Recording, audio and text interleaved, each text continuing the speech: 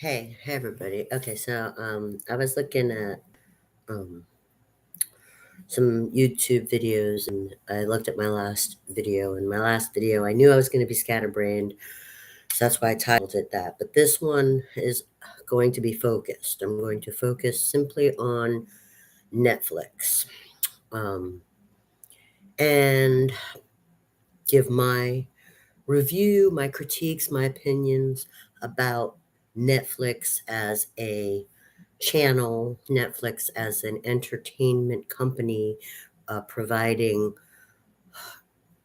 movies from other companies and also their own produced shows. So, I have been a fan and user of Netflix um, since almost its beginning.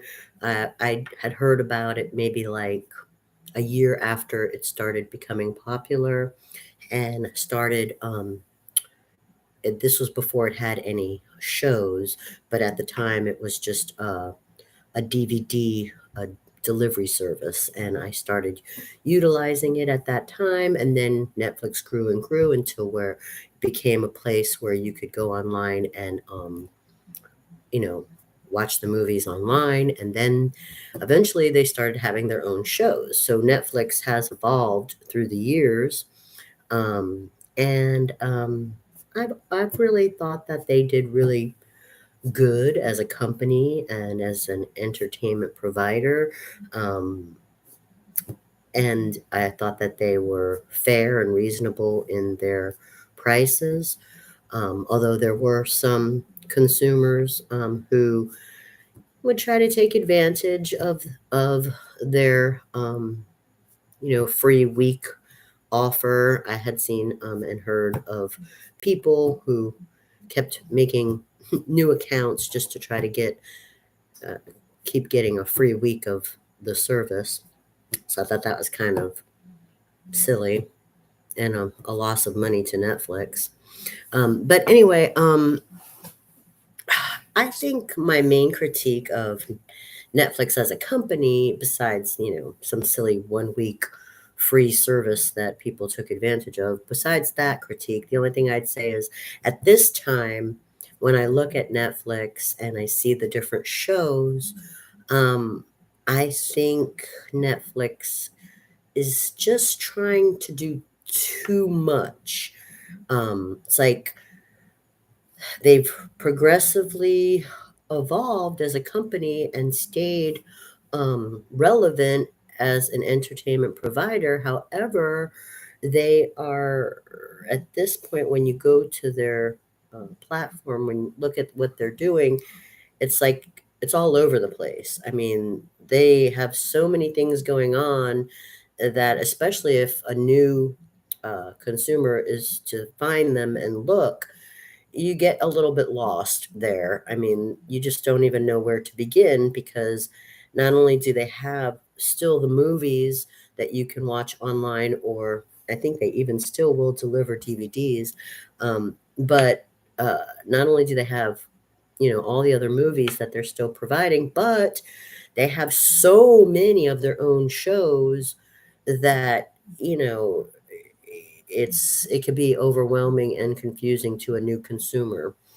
And I think that some of the better shows or more popular shows also suffer for that reason, because when they have a hit like Stranger Things or The Witcher, or I don't know if there were a couple other shows that were doing really well. I think Outlander has like had like 8 seasons, or anyway, they have a lot of shows that you know have a long, long run and a fanship. But when they keep doing spin-off and spin-off and spin-off for this show and that show, and there's 100 different shows, and a new consumer gets to the screen to look at it, you don't know which way to go. And then a popular show that's successful, like the Outlander, that's been there 8 seasons or whatever, maybe overlooked, or maybe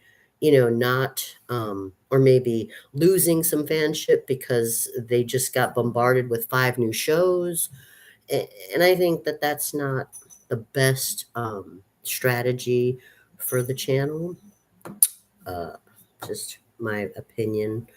Um, but as far as the shows go, I've seen some really good shows there. I was a big fan of the Stranger Things show, and I have seen all the seasons that they've put out on that show. However, there's a couple of plot holes, in my opinion, but it is, supposed to be sort of supernatural and fantastical. So I guess in those kind of shows, you have to overlook some plot holes. Um, uh, I thought The Witcher was good, but there were a lot of, I guess, uh, business issues with that show. And then I didn't get to watch Outlander, but I was surprised to see that it has 8 or 9 seasons, so I'm kind of interested. I started watching Lock and Key, which is an interesting concept, also sort of the fantasy supernatural type of genre, with a, I don't know, sort of a more realistic look to it. Um, it's okay. Uh, mm, I'm still looking for a show on Netflix that really, you know, I can enjoy for a long time, but I still haven't found it. And I think that the reason I'm having trouble finding it is because there's just so many, and you know, it's hard.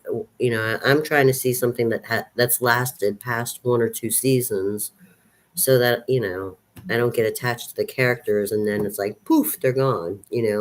But then it's just like there's maybe 5 different shows with the same genre, and they almost look the same, or there's one show that might look different, but I'm not really sure what it is, and I don't know if I want to invest my time in it. Anyway, so that's my little review on Netflix. And see, I just wanted to prove to myself that I could do a video review and stay focused on one topic. So thank you for listening.